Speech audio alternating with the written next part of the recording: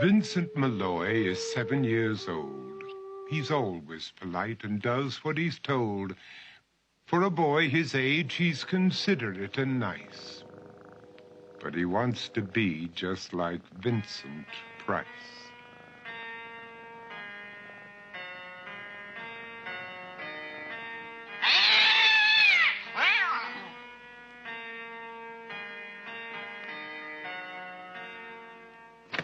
He doesn't mind living with his sister, dog, and cats, though he'd rather share a home with spiders and bats.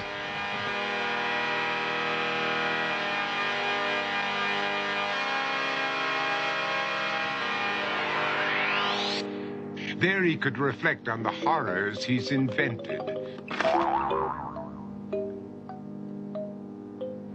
And wander dark hallways alone and tormented.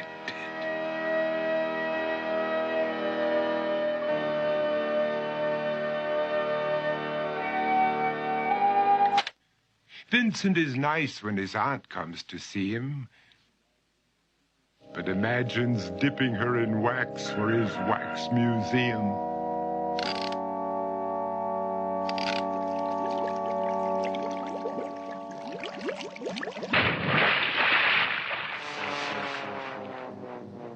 He likes to experiment on his dog, Abercrombie, in the hopes of creating a horrible zombie. So he and his horrible zombie dog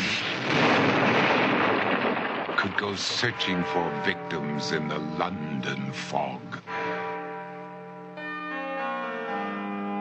His thoughts, though, aren't only of ghoulish crime. He likes to paint and read to pass some of the time. While other kids read books like Go, Jane, Go, Vincent's favorite author is Edgar Allan Poe.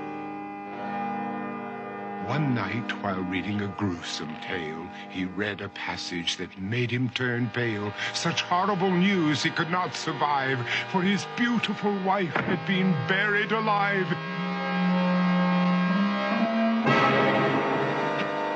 He dug out her grave to make sure she was dead, unaware that her grave was his mother's flower bed. His mother sent Vincent off to his room. He knew he'd been banished to the Tower of Doom, where he was sentenced to spend the rest of his life alone with the portrait of his beautiful wife. While alone and insane, encased in his tomb, Vincent's mother burst suddenly into the room. She said, "If you want to, you can go out and play. It's sunny outside and a beautiful day."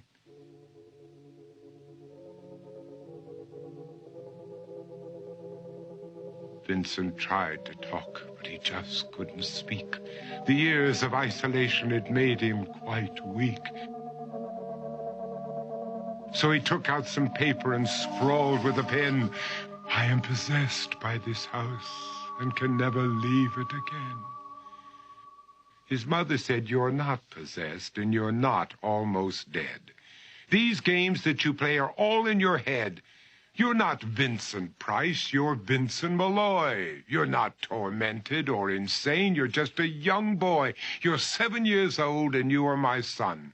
I want you to get outside and have some real fun." Her anger now spent, she walked out through the hall. And while Vincent backed slowly against the wall, the room started to sway, to shiver and creak. His horrid insanity had reached its peak. He saw Abercrombie, his zombie slave, and heard his wife call from beyond the grave. She spoke from her coffin and made ghoulish demands, while through cracking walls reached skeleton hands. Every horror in his life that had crept through his dreams swept his mad laughter to terrified screams.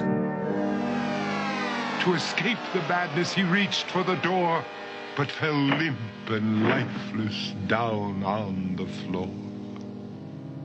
His voice was soft and very slow as he quoted The Raven from Edgar Allan Poe.